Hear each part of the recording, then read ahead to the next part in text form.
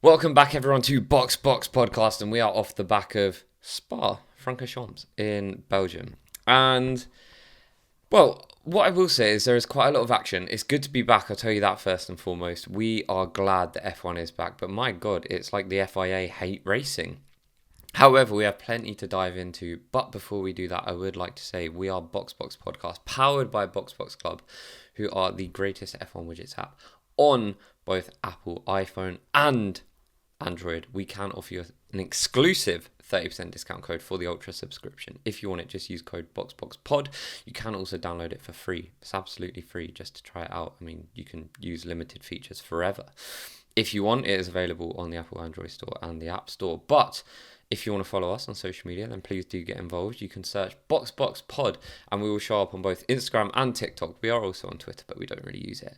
That is exactly where you're going to find more content daily, sometimes twice daily, and also exclusive content that you don't always get here on the podcast. It will also allow you to stay up to date with the podcast, whether we were meant to actually film a podcast yesterday or record a podcast and put it on Spotify, but we both just completely forgot, which is top tier professionalism. But we are back right now, and we have a lot to get into, so let's crack on with the show.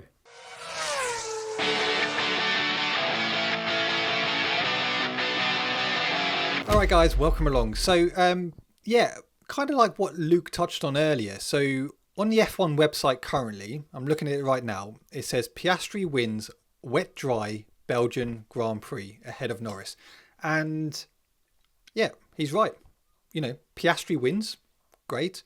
I wouldn't say it's a wet-dry race. I mean, they literally tried to make it as dry as possible before they allowed cars to race today. This seems to be a trend with the FIA at the moment and the stewards. It's very much kind of like, you know, if it's any wet on there, they want to limit the amount of racing, which I still don't kind of understand. And today had, you know, you look at, for example, Max Verstappen. Max Verstappen changed his whole, you know, rear end today in preparation for a wet race. He came out afterwards and said, actually, you know, we weren't really allowed to race, so his strategy didn't really work. And it every time, I can't work out, and I'm not trying to start the podcast off with a rant, but what are we doing? These are the 20 best drivers in the world. They train for this. They're experts in these conditions. Why aren't they allowed to race? Yeah, it's absolutely bizarre. And look, I know there's so much debate surrounding this. Letting drivers out in the wet, it's too dangerous. Sometimes we completely agree, but it's gone way too far, this sort of wrapping them in bubble wrap, where today there was nothing wrong with today. Okay, initially I agree, delay the start, wait a little bit, but surely the idea of a delayed start is so we can get out racing properly. Okay, they delayed it. By the time they went out, God, I'm not being funny, like, they went out on inters, and I think that tells you everything. If the drivers were going out there on wets, there was maybe more of an argument for those that are going to say, well, it was too dangerous, spray, how are they going to see? They're able to drive on inters, therefore it's safe enough to drive without doing laps behind a safety car to kickstart the Grand Prix. And I'm sorry, like, today was...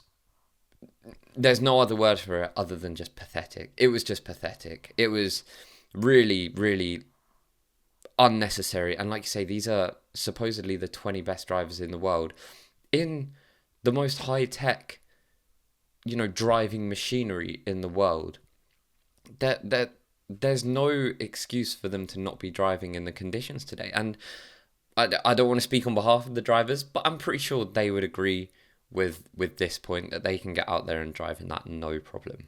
It's, you know, F1 is as safest it's ever been. You go back, and we discussed this earlier, didn't we? Because I saw you earlier. 1998. Okay. I understand why they shouldn't probably have started that race, because it was collision galore. And if you haven't seen it, go and check it out. It is one of the most craziest starts of the race I've ever witnessed within F1. And I can understand why they wouldn't have started that. They didn't have halos there. The cars weren't as safe as they are nowadays. But, you know, come on. Like, what are we doing here? what's the point of having wet tyres? The inters, it was basically, you could see a dry line after the parade behind the safety car. So I don't know. It just seems, if you're not going to do it, just get rid of inters, get rid of wets, and just, if you don't want to race in any wet weather, just don't do it. Do you know what I mean? Just it's fucking just pointless. start building roofs over the tracks. Do you know what I mean? If we're not going to be able to get out when it's a little bit wet, just build a fucking roof over the track. Just get indoor tracks, like an indoor go-kart track. Go indoor. Why not go indoor? Because you might as well, because that is essentially the conditions that you are setting for the race. If it's not like this, then we're not racing. Well, go indoors or build a big fucking roof, because it's just ridiculous. That robbed us. And don't get me wrong, I actually thought the first part of the race was really good. But that robbed us of a potentially incredible first part to that Spa Grand Prix. And like I said earlier, And it was just taken away from us for no reason. yeah, and like I said earlier, teams set up for wet race. Yeah. People look at Max Verstappen in the sprint race, okay? He set up, he won the sprint, he looked great. He had to change things today to accommodate for the wet weather. But actually, he probably didn't even need to change anything. He could have just held on to what he had heading into today's race. Yeah. Doesn't make any sense to me. Do let me know if you agree with me. I understand all the health and safety, aspects of it. I completely get that. I completely understand it. But come on, there's levels to this. And I think we're being overcautious. I think we're allowing, fans go and pay good money to watch racing, and the great thing about it, it's not even just about the fans at the track. It's about the fans. We pay money. Do you know what I mean? There are millions of fans at home that pay their TV subscriptions to watch racing, and they have to watch 5 laps behind a safety car because they're too scared to put the drivers out on, which was, I'm not being funny, at that point, a dampish track that dried up so quickly. It would have dried up just as quickly if they were driving around, if not quicker, because they would have been going faster. Oh, mate, it's getting worse and worse, don't you think? I think it's the worst we've seen. And you go back to Monaco, wasn't it, two years ago? And I understand Monaco's a bit of a different track, I get that, but we're just seeing it more and more. We have to literally wait until we start to see that dry line before we can actually get anything going. And like Lou said, if you're not willing to go out there and race in rain, build indoor tracks. We're doing more street circuits now. Just put a roof over it. Get a roof over it. You can go out there, put on, softs, mediums, hards. Don't have to worry about it. But, the whole point of this is actually the unexpected conditions make it so exciting. And the FIA at this moment in time are just taking that away from the sport. Max could have been up there today. Charles, Hamilton's great in the wet. It gives you so much. It makes the race so. What's the word I'm looking for? It equalizes everything, doesn't it? It's like where you could, ordinarily someone starts in a P18, a P19. You think, realistically, they haven't got a chance unless a miracle happens. In rain, you're kind of sitting there at the start of the race thinking, anything can happen here. That person all the way back there who's out of position, your Kimi Antonellis, your Lewis Hamiltons for this weekend, you're thinking, I wouldn't write them off. Not at this point, because a lot can change. But look, I know we got some mildly wet racing today, but look, we were robbed of what would have been a completely enthralling first few laps, because it was a little bit wet. Yeah, and Spa is great. Spa is a fantastic track. And we were robbed. But do let us know. Anyway, welcome along. Let's get into talking through the teams. Where do you want to start today, Luke? And obviously, actually, before, if you're new here, what we do is after a race, we go through the teams, recap, evaluate their weekend, and then we want to hear from you guys whether you agree or not. So do remember to drop a comment if you are listening or watching on YouTube. Where do you want to go, Luke? And if you are watching on YouTube and you comment for timestamps, the answer is no. So that is that. Watch the whole podcast. That's what I would encourage you. Interestingly, Luke, you can get timestamps now on Spotify. I've noticed. Wow. There is another thing that we won't do for you. So No, it already does it for us. We don't have to do it. How is that possible? I'll send you screenshots after. But yeah, where are we going? Where do you want to start? RBs? No, I actually want to start at Aston Martin. Oh, okay. Look, can I just preface this whole thing by saying I'm not talking about the fucking sprint race, because that was one of the most boring things I've ever sat down to watch. What a waste of a nice Saturday morning that was. An absolute waste of my time. I would have rather sat there and watched paint dry. I've never seen a race at Spa so boring, other than maybe 2021, where they forced, I don't know, like 8 laps on us just so they didn't have to refund people their tickets. That was an absolute dross. It was just so bad. It was such a poor watch. We had about 4 overtakes in 15 laps around Spa, one of the tracks where I think this was the first time ever that we had an average speed of over 250 kilometers around a whole lap. Oh my god, and we saw nothing. I don't know, thank god this era of cars are out of the way. Oh, I know what you're going to say. Oh, but qualifying so close. Yeah, that's good, isn't it? And then we get to a race and we can't overtake. Shit. Wasn't it just so bad? It's like... It was. And no one's going to come out and criticise it. Like, come on, let's call it out for what it is. It's bad. Whatever is happening with these cars, they are bad. They haven't led to better racing. They've led to more exciting qualifying. They're a little bit tighter. You still can't overtake. They're like fucking double-decker buses, mate. It's ridiculous. I'm just so bored of them.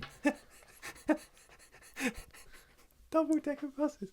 Okay, right. Let's get into Aston Martin. All right. So Fernando Alonso started from the pit lane. Lance Stroll was P16. I mean, look, tough weekend. They both went out in Q1. I don't know if you've seen a clip, Luke, of the drivers' parade. There was a clip of Lance Stroll basically just on his own. No one was really talking to him. Just on his own. It not really interested what was around him either. And this goes into what we've said before. Does he want to be in the sport? Is he interested? And if you've watched this clip, do let me know what your thoughts are on it, because it just looked like he just wasn't incorporated within the group, if that makes sense. And it was quite actually sad to see. Well, I believe, correct me if I'm wrong, that he's been confirmed alongside Fernando Alonso for next season. I've heard rumours, yeah. I believe it's true. So he must be interested in some capacity. And I mean, look, I don't know if there was something. We had to watch the race on a laptop outside a bar earlier today. So I may have missed something here, but my God, when that race started, he fell to the back of that pack very quickly. It was like he had forgotten how to drive. And look, we've spoken about Lance Stroll and his lack of passion, visible lack of passion. I haven't seen this clip, but I can imagine what it's like. I don't know. The thing is, I hate coming here and speculating and being like, does Lance Stroll love the sport?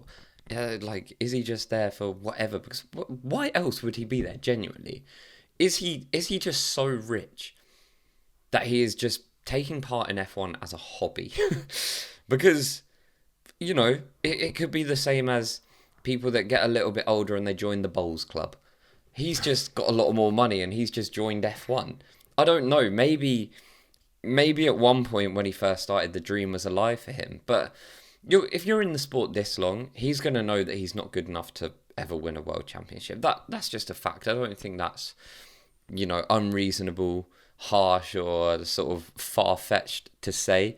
But I think Because if you're Lance Stroll, you'd be silly to leave heading into the new era of cars, especially when your dad and the team have invested so much money in the likes of Adrian Newey. So the fact that you might actually get a championship winning car next year, you don't really want to leave that. no, and look, he's not going to. And then, don't get me wrong, Lance Stroll would never listen to this anyway. But let's assume he sat here and was listening to us two idiots. I don't think he should take anything from it anyway. You know what I mean? He's the real winner here. He gets to race in F1 every single weekend for a team that has a really reputable name, and they are making some good strides. But I think it's more from an Aston Martin perspective. Is Lance Stroll really the driver that they need if he doesn't truly want to be there? Yeah, true. Do let us know. I've also always sat here and said that I don't believe Lance Stroll is the worst driver. No. I think he's a very competent driver. He's not someone that you look at and think, wow, you're shit. Occasionally you do, granted. But I think he's actually someone that you look at and that just took the piss. He's someone that you look at and you think, well, look, mate, you're not bad. I genuinely watch him and I just think you haven't got any passion for this. Your heart is not in it. No, and I'd agree with you on that. I think, but to be fair to him today, P14, he beat Fernando Alonso, who finished P17. Yep. It was not a weekend to shout about for Aston Martin. It was a difficult weekend for them.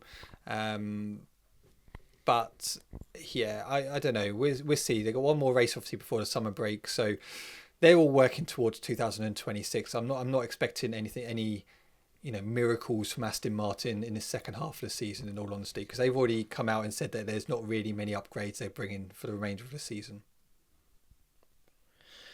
Yeah, look, I think at this point, I'm not expecting really many upgrades from anyone else. I'm certainly not expecting any miracles. I know I predicted one in the last episode, but reality came and slapped me in the face, and that is what it is. But yeah, I think, look, we're looking realistically. We'll definitely see some track specific performance related fluctuations, but I think this is pretty much where we're at now with the cars. So, I think those of Aston Martin are going to write off the season.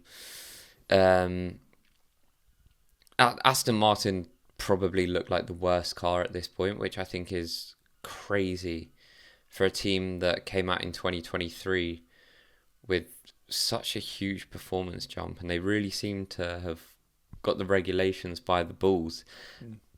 And it's really just been backwards ever since from there. And look, I think 2026 is going to be an exciting year for them. But ultimately, there's a huge expectation on them, and they need to hit the ground running when that comes. Yeah, no, agree. Right, let's go to Alpine. So Pierre Gasly qualified P13, Colapinto P15. But, when you look at Pierre Gasly, picking up a P10 today, picking up another point for Alpine, he looked good. Unfortunately, he didn't actually... he went out in the sprint race just for basically laps, really, a bit of experience. But he had a great qualifying sprint quali. Unfortunately, not to actually get the race because he could have got some good points from the day. Pierre Gasly keeps taking that team to where it needs to be. Colapinto finishing P19 today. Another tough weekend for him. But as we said, Pierre Gasly... Has anyone seen the Colapinto fans? They've all gone a little bit quiet. Oh, don't trigger them. Don't trigger them. They were all more than happy to come out here, attack me personally. I got some personal insults thrown my way. Well, looks like I was right, but I don't want to rub it in. And this is the sad thing, right? I sit here and say, oh, I'm right. And people are going to think that I wanted Colapinto to fail. I want Colapinto to be slow. False. That's not true. I want and really wanted him coming in. I really wanted him to smash it. I really wanted him to. I'm a Colapinto fan, in the sense of where he's someone that I would actively be like, I hope he makes this overtake to get the position. You know, there are some drivers where I'm like, I don't care where you finish. But Colapinto is someone that I would love to see finish higher up the field. But I said it when he was at Williams. I said it when he had all of this demand around him. I said he's not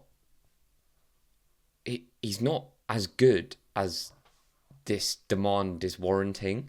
Yeah. And look, this weekend was just another affirmation of that. So I don't think he's going to have long to turn it around. There was a lot of talk about him obviously not coming into Spa. But after Budapest, we're heading into the summer break, which is about as long as the break that we've just had. And I think he is going to be looking over his shoulder at this point. And I don't think Alpine would be wrong to do that either. I know what you're thinking. But 2 drivers in one season, like getting rid of. Yeah, if that's what you've got to do to get ready for 2026, when there's a world of opportunity and new regulations coming in, that's what you've got to do. Yeah, no, agree. Right, Williams. Should we go to Williams? Tough weekend for Carlos Sainz. Qualified P17, finished the race in P18. But when you look at Alex Albon, he qualified P5, ended up finishing the race P6. Very solid weekend for Alex Albon. But another difficult weekend for Carlos Sainz. I know he had a good sprint race, but he struggled in the main qualifying and the race today. Yeah, the Carlos Sainz one is a funny one.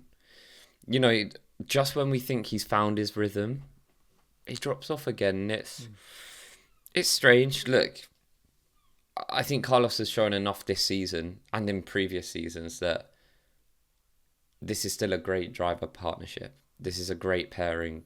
And I don't think Williams are going to be overly disappointed with his results generally this season. I think they're going to look at the fact that he's changed teams. You know, he's changed literally everything. You know, he's gone from a Ferrari-centered team, obviously Ferrari, to a Mercedes sort of centered team. And I don't think he's done that bad. I just really don't think he's done as well as we think he should have done. I think perhaps we also need to look at, is Albon just having a really good season as well? Because I think it's easy for us to sit here and look at that and be like, Carlos Sainz is underperforming. Well, ultimately, there's still a Williams that have really, really, you know, not been at the forefront of F1 or anywhere near for kind of a good eight or so years now at this point. And Albon is just driving the wheels off that thing. And I think, look, if Carlos Sainz wants to be taken seriously, he needs to start dragging that car to more finishes like we see from Albon. But yeah, probably a weekend to forget for Carlos Sainz. Yeah. Right, where should we go? Haas, which is a tale of two halves, really, isn't it? Because you had a phenomenal sprint quali and a phenomenal sprint race as well for Haas, picking up some very good points for the team. Heading into qualifying, obviously with rain and everything expected, Ollie Behrman qualified P12, Ocon P11, but you know, coming into the race, Ocon finished P15, Ollie Behrman P11. Difficult day for the Haas team, but again, we've said this many times. You know, there's a lot of positives. They will fluctuate throughout the season, but you know, very good sprint. And I think Ollie Behrman picking up a P11, he was close to catching Pierre Gasly towards the end. They'll take some positives from this weekend. Yeah, look, we said this about Haas quite a few times this season. Haas do not need to be at this point worrying about picking up points every single weekend. It's just not necessary. I think, again, you're going to look at this weekend and say, well, we had a good sprint race and we had Ollie Behrman just missing out on points. They're kind of still going to look at this and be like, not bad. You know, you go back not even long ago. I mean, you can go back to 2021 and that was a truly low point. That was one of the lowest points you've probably ever seen an F1 team in the entirety of the sport. But it kind of got a little bit better for them, and then it got worse again, and they got rid of Gunter Steiner, and Io Komatsu came in, and it's really turned that team around. And I think, you need to look at Haas realistically and be like, well, that's still not a bad weekend just because they didn't pick up points in the race. It's actually still a fairly positive weekend, and I think they'll take quite a lot from this weekend. I don't know what your thoughts are. No, I agree. I think, for Io, he's done a fantastic job since he's taken over from Gunter Steiner. Big boots to fill. That's a team who, when you thought of Haas, you thought of Gunter Steiner. So for that whole identity to change, they brought in, an experienced driver with Ocon and then a rookie in Ollie Behrman. And I've been impressed with Behrman this year. I think, he's made the odd mistakes here and there. But I think when you're looking at the rookies, and, we've spoken about Isaac Hadjar, he's our rookie of the season so far. But Ollie Behrman's close behind with, the likes of Bortoletto. But Ollie's doing exactly what he needs to do. Ocon is working nicely in that team. Ocon actually looks like a different person. We've seen what he was like at Alpine. We've seen the tensions that were caused at Alpine. But he seems to have gone into this Haas team, and he's working in unity with Behrman, with the team, with Io. It just looks more of a united team, which is really great to see. And like you say, they've had a lot of struggles over the year, the likes of when they had Mazepin, Mick Schumacher. They look more stable now, and heading into 2026, I think it's looking positive for Haas. Yeah, no, I completely agree. I think they look like a team that have a bit more direction now. And look, we sit here and say, well, Sauber are actually having a good season. Haas are about 8 points off them. There's 8 points between Haas and Sauber, so that's between 9th and 6th. That's only going to take a few good races for them to find themselves in P6, which would make a huge difference come the end of the season and heading into next season. So, like I say, Haas are not going to be... Of course, you're going to come into every weekend wanting to score points, right? I'm not disputing that, but I think, like I say, you have to be realistic as a team like Haas, and you're going to look at this weekend and say, we'll take that. We're happy with that. Yeah, I agree. Talking of Sauber, obviously Bortoletto qualified P10, Nico Hülkenberg P14. Look, Bortoletto, we touched on him earlier. He's starting to get his groove now. He's picking up consistent points, which is really great to see. P9 for him today. And even at one point during the race, he's going, Nico Hülkenberg has to overtake or let me overtake, showing a bit more direction, a bit more come on, give me the opportunity. I've got pace here. Nico finished P12, but again, Bortoletto, more points for Sauber. This is not what we expected from Sauber this year, especially after such an awful season last year. Yeah, I mean, this is such a surprise. To be honest, I mean, we knew getting Nico Hülkenberg in was going to be a great decision. We knew that. Both of us thought that Bortoletto was a good choice. From the pool of rookies from F2, Bortoletto was a great choice. Not just because he won the F2 World Championship, but just because he looked generally good last year. And I know what you're thinking. Well, he won it, of course he would. But I was thinking Bortoletto coming in, he was I believe, can correct me if I'm wrong, he was my prediction for Rookie of the Season. He was, when we spoke about this before the season started. And while I think Isaac Hadjar has continued to be Rookie of the Season so far, there's still time for Bortoletto to turn this round, and he's looking stronger and stronger. We've mentioned many times that he's got a mega low damage bill. He's not been crashing. I know that changed at Silverstone, I believe it was. But he's been very strong, and I'm impressed with him. He looked lightning all weekend. He looked really at one with the car. He looked like he loved the track. And it showed in the race, He pulled off a P9.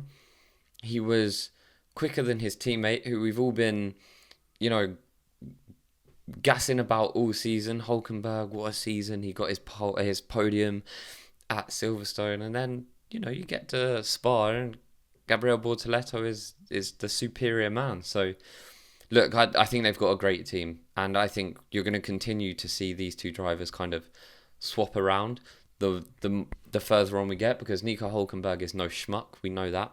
He's an unbelievable driver. But I think Gabriel Bortoleto will firmly cement himself in that team as an equally contestable driver. And they're working really well as a team. You see the relationship between Nico and Bortoleto. That's a good, really good pair in there. This is interesting, right? It's interesting that you say that, because you also spoke about Ocon a little bit before, saying how he looks like a new man in this Haas team. Do you think that we typically see a better team dynamic when it is a more experienced driver and a rookie? You know, as opposed to a Lando and a Piastri, or a Charles and Lewis situation. What are your thoughts? I don't know. It's difficult because obviously you could say George and Antonelli, but I think when you look at, for example, RB, you got Hadjar and Lawson. That relationship looks really good. They seem to be getting on really well. Charles and Lewis, they seem to get on really well. So I think it's, for me, it looks like the actual environment that makes a massive difference.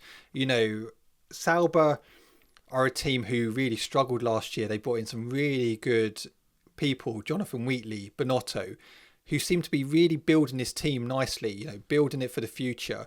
Haas, Io seems a really kind of chilled guy. He knows what he wants. This is his direction. This is what we're going to do. If you want to be part of this team, this is what I expect of you. And that's why I think Ocon and Behrman are working so well together.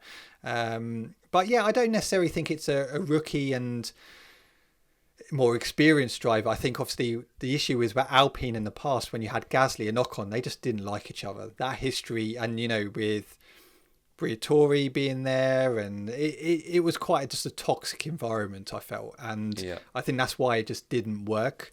I do think it definitely helps having a more experienced driver and a rookie, because they can work closely together, and there's not that pressure, I guess, because you would expect, for example, Mercedes wise, you'd expect George to do better than Antonelli, so there's not real much that pressure.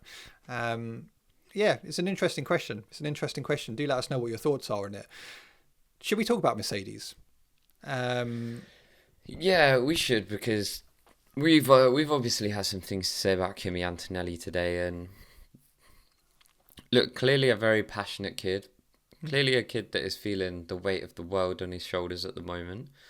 And rightly so. He's come into an elite level sport with, at this point in time, one of the most iconic Formula One teams in modern history. And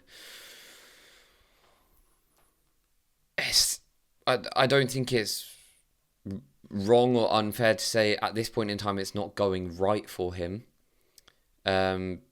We've obviously had the is he generational debate many times now, but was this one step too far at this point for Kimi Antonelli? I don't think either of us would sit here and say Kimi Antonelli is never going to make it. He is not the one.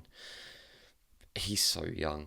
And look, he shows glimpses where he looks incredible, and he's certainly a very competent driver. But is he right for Mercedes at this point in time? I think that's where Mercedes are going to start looking towards, because, if all the rumours are true about the Mercedes power unit heading into 2026, they're not stupid. They know they need to be serious. They know that they need to be able to compete on all fronts. And I'm not sure at this point in time that Kimi Antonelli is able to facilitate that for them. It's difficult with Kimi. Like you say, you've seen glimpses of class. You look at Miami early this year, and he looked class. And this weekend's qualifying, he went out in Q1 and both the sprint qualifying and the main qualifying. He ended up finishing P16 today. I still think he will be okay. I think he will come through this, but the issue is that, there's some youngsters who can deal with this pressure. You've seen the likes of Max Verstappen, Lewis in the past, all of these people, Seb, they deal with the pressure. Kimi is a bit more sensitive, what it comes out. You saw him crying yesterday, which was sad to see, but I think he will be okay. He's got a good team around him. Mercedes are a very good team with that, with supporting. I think Toto's great. Having George there as well, who can nurture and support him from that. And my light's just gone off, so I'm just going to turn my light on. That's really helpful, isn't it? So you continue talking, Luke, and I'm just going to go and turn my light on. Okay, look, the thing with Kimi Antonelli is I think you're right. He is around a very good team, and I think it would be a complete injustice if Kimi Antonelli completely lost his place in Formula One, because he's not. I just want to completely flat out say I'm not saying he's bad by any means. I've stated many times I think Kimi Antonelli is a good driver, but I don't think he's what Mercedes need at this point in time, and I think it's very much going to be, can we get him somewhere else for the meantime? Can we get Kimi Antonelli into a seat at Alpine or, Williams? That's not going to happen. But somewhere. So we don't lose him from the sport, because that's going to be Mercedes' main priority. Look, he's an 18-year-old kid. There's no smoke without fire. There's a reason he's here, right? There's a reason there was so much hype around him. And I just think that at this point in time, Mercedes do really need to consider what they're going to do for next season, because at this point in time, it's looking tricky for Kimi Antonelli, and I hope he can turn it around. Look, we're just over halfway through the season. I hope he can turn it around, because I'm allowed to sit here and question drivers and say I'm not sure they're right. It doesn't mean I don't like them. It doesn't mean I don't want them to succeed. No, I agree. And I think I heard everything like while I was trying to sort out my light, because I realised I turned my actual main light on. That wasn't bright enough, so I had to try and plug in the other one. Nightmare. So Kimi will be fine. I think he'll be all right. He's got a good team around him. He just needs to iron out some of these mistakes. But I think, and my light is gone again. I'm having a mare. What is actually going on? Huh? Have you got it plugged in? I've got it plugged in. I'm having a mare here. So, yeah, lovely. What have you got it plugged in through? The mains. So if you're listening to this on the audio, I am sorry, because this is utterly a nightmare. What is actually going on here? Well, look, we'll skip over that and we will head to the next team. We're going to talk about Racing Bulls. And the reason I'm carrying on and not just stopping is because I don't want to have to scrub through the edit and find this part to take it out. So we're just going to continue while Matt fixes his light. Racing Bulls. It's not often that we see Liam Lawson finish ahead of Isaac Hadjar, but today we saw exactly that. Now, Isaac finished plumb last. In a rare sighting. Isaac Hadjar has had a very, very good season, and he's shown us many times that he is rookie of the season, but it just wasn't his day today. And Liam Lawson was there when Racing Bulls needed him, and that's what we say about the importance of a team having two drivers that are able to secure points, and when one isn't there, you need to make sure the other is, and that's exactly what Racing Bulls have at the moment, because, when Liam Lawson lost his seat at Red Bull and he dropped back down to the sister team, it was looking really kind of down and out stuff for him. It was looking really rough. It looked like he couldn't even grasp, this Racing Bull. So it wasn't like, oh, well, it's just the Red Bull. It's actually Liam Lawson is just not performing. He's been outperformed by Isaac Hadjar. And I personally feel like he's turned it around. You know, he's 6 points behind Isaac Hadjar now. He's looking more and more comfortable every week, and like you say, the environment, the bond that the two of them seem to have, and that team spirit that you see at Racing Bulls, I think it's better than any other team personally. When I see stuff, you know, even if it's through their social media, the stuff they do there, when you see them in the garage, I really think they look like the most united team, and I think that's probably why Liam Lawson has been able to find his mojo again. No, I agree with you. By the way, sorry, if you're watching on YouTube and you've seen a completely different light and everything, I apologise, okay? I apologise. I've had a mare. But no, I think the environment at RB is spot on, and I think that's why drivers do so well. You look at Yuki, when he started his career compared to when he when he left RB to go to Red Bull, he was in a very good place. Isaac Hadjar is thriving there. Liam Lawson, as you said, starting to find his groove again and starting to look more of a like old Liam Lawson from what we saw in 2023, and it's great to see because they've got two talented drivers there who can really continue to take that RB team. Yes, okay, they'll never fight for championships, but they're a team who will continue to actually, you know, compete nicely, pick up some good points. So yeah, it's great. It's great to see, and I think, you know, Liam Lawson this weekend, that will really boost him with confidence, especially heading into the summer break. That will really help. Because a lot of people were questioning that actually he wasn't right, but actually he's starting to show the old Liam Lawson, which is brilliant to see. Yeah, and look, absolutely nobody wanted Liam Lawson to get that Red Bull seat, lose it after 2 races, head to Racing Bulls, absolutely flop it and lose his seat at the end of the season. No, Dad, you got to be a sick man if you're praying for that. And I know someone probably was, but I think, like I said, the thing about Racing Bulls is I just love watching that team environment. I really think they've got it nailed on, and I think that's exactly why Liam Lawson is looking, like you say, the Liam Lawson of old. No, I agree.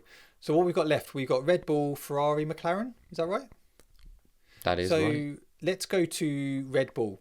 Solid for Laurent Mekies, you know, to pick up his first sprint win in charge of Red Bull. Really positive. That Red Bull looked brilliant yesterday. Really did. You know, a great overtake from Oscar Piastri in the sprint race. I mean, it was lightning in a straight line. I mean, Oscar had the toe, DRS, and it was just, I think there was one lap when he came out of the first corner and he was literally 4/10 behind Max Verstappen. Going down into Eau Rouge and up and out, he still was not able to get him by the end of the straight into turn 5. And I think that just goes to show, once again, that Red Bull strategy, that's a strategy call, essentially, of like, look, let's set the car up optimized for this. If we have the straight line speed, we know following Oscar I know they set up before the race, but they know that for a sprint race, that is going to work. If they were able to get there second or third, heading in after, you know, on lap 1, heading into that straight into turn 5, that was going to be a perfect opportunity to overtake. And they had that. He was able to do that so comfortably because he had that top speed. So, unbelievable call by Red Bull, unbelievable drive by Max Verstappen, and Piastri had no answer for him. So, but we're not talking about the sprint race because it was boring and I hate it. But I think, you know, it was frustrating because obviously Yuki got P7 in qualifying, really actually struggled in the race. He actually finished P13 in the end, which is a real shame for Yuki. Max Verstappen finished P4. Look, Max even said afterwards, and I don't know if you've seen on the Red Bull Instagram, he was interviewed after, he said literally because their setup was based for a wet race, it hindered them today. And it didn't allow them to really show the full potential of the car. He got close to Leclerc on occasions, but couldn't quite get past him. But I think, Max, there's a lot to take from this weekend. It's the first race with a new team principal and CEO. As a team, they'll take a lot from that.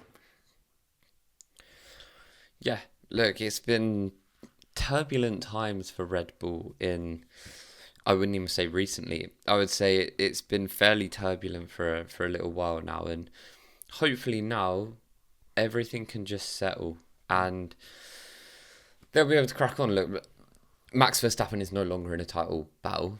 That's fine. I'm sure he's accepted that. I'm sure he probably accepted that before most. Red Bull are going to be nowhere in the constructors, but it is now just about churning out those races, churning out those maximum positions and points for Max Verstappen, because I still believe Max will win a small handful of races this season, because it doesn't matter what car he's driving, he makes it happen. And look, as the team is now moving into a new era, I think it's probably an exciting time to be a Red Bull fan. Yeah, no, I agree. Right, Ferrari. Lewis Hamilton, a very tough weekend all across the board. Ended up finishing P7 today. Couldn't quite catch Alex Albon. Look, it's a combination, isn't it? It was a mistake in sprint quali from Lewis. Apparently they couldn't find out what the actual issue was. Again, in qualifying yesterday, another mistake by Lewis for track limits. Tough weekend for him. End up finishing P7. It's kind of one of those that what could have been, realistically, isn't it, this weekend for Lewis? Yeah. I feel like we have too many of those with Lewis at the moment. Too many what could have beens because of poor qualifyings but great race pace. Not just this season, last season, and it was super strange to see sort of. I mean, both mistakes really. The rear locking one was insane. I'm gonna tell myself that was car related and not driver, but even the track limits mistake at coming up out of Eau Rouge, I just thought it's really strange to see it. It's not Lewis like, and maybe it is an age thing, but yeah, just another weekend to forget. I know he got P7, and look, it was an unbelievable recovery drive, and he really did look spectacular when the track was wet. He was going through the pack nicely. Obviously, came in first, got onto the slicks, gained positions through that, but then he was also still continuing just to be quick and overtake. But yeah, tough weekend, but a great weekend for Charles Leclerc. And another podium. He was solid. Charles Leclerc this weekend showed exactly again what a talent he is. Holding off Max Verstappen, picking up another podium for Ferrari. And this is what I say earlier, it's a weekend of what could have been for Lewis. If Lewis actually qualified better, the pit stop call to actually bringing him in was spot on. It helped him gain load of positions. But again, it's another weekend what Charles has shown what you can do in that Ferrari. Yeah, and that's what will frustrate Lewis more than anything. It's just like, well, if Charles finished P11 or, even like P8, P9, he'd probably care less. I mean, he's always going to care if he makes a mistake. Anyone would. But he got on the podium. And, there's a lot of smack being talked about this Ferrari. Yeah, it's not the greatest car. It's going to be very difficult to win a race in this Ferrari. But it's evidently capable of getting podiums. And Lewis needs to be there. It can't just be Charles picking up these podiums. Lewis needs to be there. And ultimately, it's not really his Sunday pace that is letting him down. It's these errors on Saturday that are proving so costly again this season. which is exactly what we saw last season in Mercedes. So, yeah, Yeah. weekend to forget for Lewis. I think he'll take some positives from that coming through the pack. Some good strategy calls. But yeah, delighted for Charles. Another podium for Ferrari. Let's head on to McLaren. So, look, this weekend, actually, just the race today showed exactly why Oscar Piastri will go on and be the 2025 world champion. Okay, he took that to Lando Norris from the start. Fantastic overtake, great control, and he finished that race on those mediums. Great tyre management as well to see him through that. The difference again between Oscar and Lando is Lando still makes mistakes. He made 3 errors today, which cost him big time. I think within those 3 errors, it was a combination of about 4 seconds, which when you look at what he finished behind Oscar was roughly about 4 seconds. I think we've said this before, Lando is a very quick driver, but when it comes to pressure and it comes to these situations, Oscar Piastri has the edge. And you saw that today, and Lando Norris even came out and said he did not have an answer to Oscar Piastri. Lando Norris had the harder tyre, the longer lasting tyre, which should in theory be the better tyre come the end of the race, right? Oscar Piastri was on those 30 odd old mediums and still went on and controlled that race from the overtake to the end. That's why he will go on and be a world champion this year. Yeah, I think, I'm firmly on the Oscar will win the championship bus now. I think I've slowly been transitioning into that for a little while, but yeah, it's just those unforced errors from Lando every time. It's crazy. But it's painful to see. Even I'm not a Lando fan. I certainly don't, wish ill of him, or that. I wouldn't care if he won the championship. I wouldn't be like, damn it. But it's just, he will never win a world championship. All the while, he continues to drive this way. Well, it's interesting because. Look, sorry, I was just going to say, you said it. He's supremely fast. He's so fast. I'm not saying he's not quick enough to win a world championship. I'm saying it's too many unforced errors too frequently. And Lando was asked afterwards, and this is the issue with Lando. If you're going for a championship, okay, and your teammate has just beaten you, coming out and say you did a better job in the beginning and that was it, nothing more I could do after that point. I would love to be on top, but Oscar deserved it today. Okay, I disagree with that. I very much disagree with that, Lando, because you could have gone on and won that. All right, you had the pace. What cost you was your 3 errors. That cost you today. Stop saying people did a better job. You've got to do a better job. What the fuck? And I don't know, and I'm not trying to be harsh. I'm not trying to be harsh against Lando here, because I think Lando should have won that race today. He had the option. He had the potential to go on and win that. So coming out and saying he did a better job and he deserved it and there's nothing more I could do. Of course there was. Oscar Piastri was on older, more worn out medium tyres.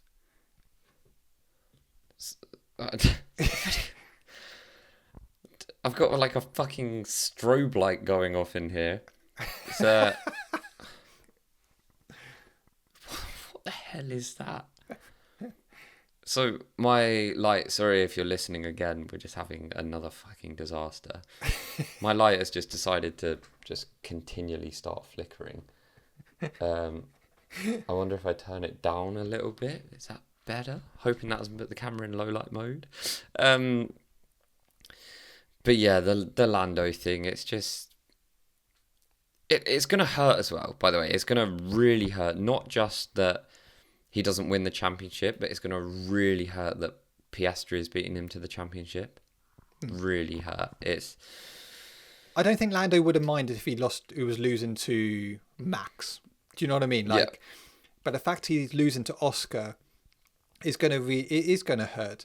And I truly believe, and I don't know if you guys agree with me here, this year is Lando's best opportunity of winning a title, because this McLaren in this era at this moment in time is spot on. It's the best car on the grid.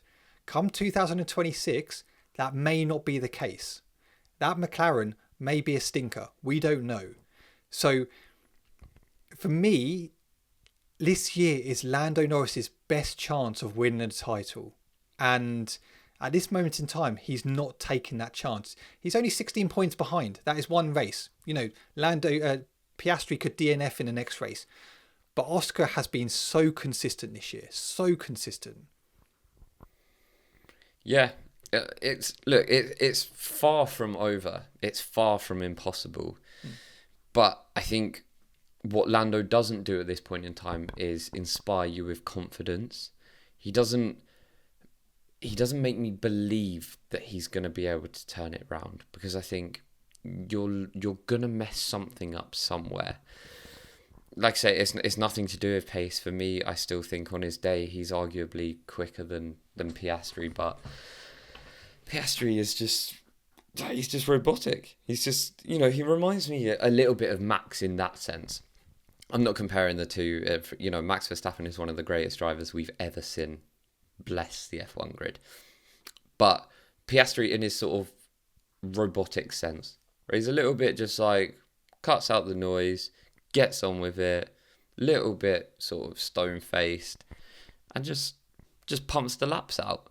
He's not worried about fame. He's not worried about anything. He wants to come in and do his job, go out there and perform, and he does it. Yep. He does it. Yeah. And, that sprint race, for example, yes, okay, he was chasing down Max, but when you look at that, he kept that, yes, okay, he couldn't get past Max, but he always kept it under a second for that whole time. His laps were consistent, lap after lap. And today, in the race, his laps were brilliant. He held Lando as much as he could, controlled the gap, and being on those mediums for that long was pretty spectacular. And I know other cars did it as well, but when you're pushing so hard because your teammate is chasing you behind and consistently doing those key laps, is brilliant. Yeah, I mean, he finished well ahead of, him and Lando finished well ahead of the rest, so they were pushing each other. So it was very impressive. Yeah. Right. Final question. Driver of the day. Well, look, it's got to be Lewis. I know it wasn't technically a pit start for him, but it was. But to come through and finish P7, it was a great recovery, and he showed us that he really has still got it, and he certainly wouldn't be getting my driver of the weekend award, put it that way. But I think we can give him Sunday. That was a mega recovery drive. Yeah, I mean, honourable mentions for me go to Lawson, Bortoletto, Oscar, or even Charles. Lewis for coming through, great overtakes, but some really good honourable mentions there. Do let us know who your driver of the day was. Right, so should we quickly recap? Obviously, we got Hungary next week. Have you got your phone on you for the Box app? Oh, it's on use, isn't it? FP1, let me tell you, is on Friday, 12:30 till 1:30. You got FP2, 4 till 5. FP3 on Saturday, 11:30 till 12:30. Qualifying is 3 till 4, and the race is 2 o'clock. I like a good 2 o'clock race. I do like a 2 o'clock race. Obviously, this is a final race before the summer break, the 3-week break. But Luke, the question is, who is your top 3 for the Hungarian Grand Prix? It is Oscar, Max, Lando. Okay. I'm going to go for Oscar, Lando,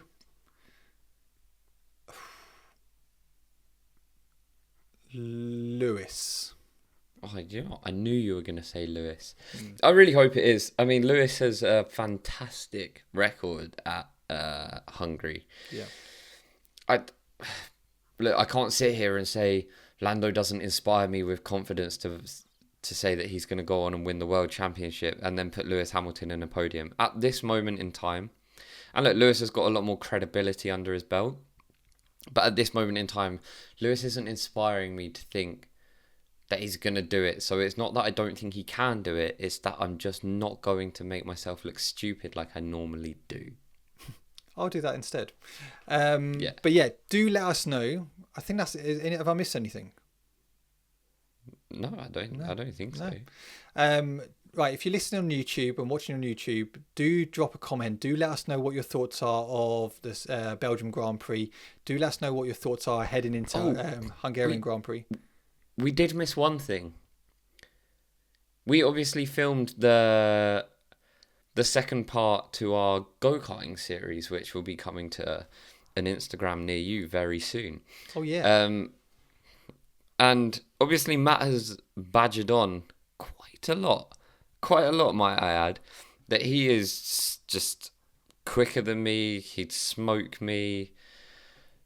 I mean, you know, I rebutted that. I wasn't just like, yeah, of course you will, mate. I was like, no, I will be quicker than you. Well, today, ladies and gentlemen, we took it outside. We did a team sport one a few weeks ago, a little warm up, didn't really count, but we took it outside today, and I would just like to confirm that I lapped Matt not once, but twice. You did. Well done to you. Well done to you. It doesn't sound sincere when he says it. That's the problem. It's the taking part that counts, Luke. It's taking part that counts. Oh, now it's the taking part that counts. Right, guys. That is the end of the podcast. Hopefully you have enjoyed it. If you're listening on Spotify, leave us a 5-star rating. We really appreciate it. If you're watching on YouTube, hit like button, subscribe if you are new. And we'll be back next weekend, obviously, reviewing qualifying. We will remember this time. And obviously we'll be back reviewing the Hungarian Grand Prix. I'm not here on Saturday. Okay, we won't be doing that next Saturday. We'll be reviewing the actual main podcast, which will be out on Monday. So have a great week, and we shall see you soon. Bye-bye.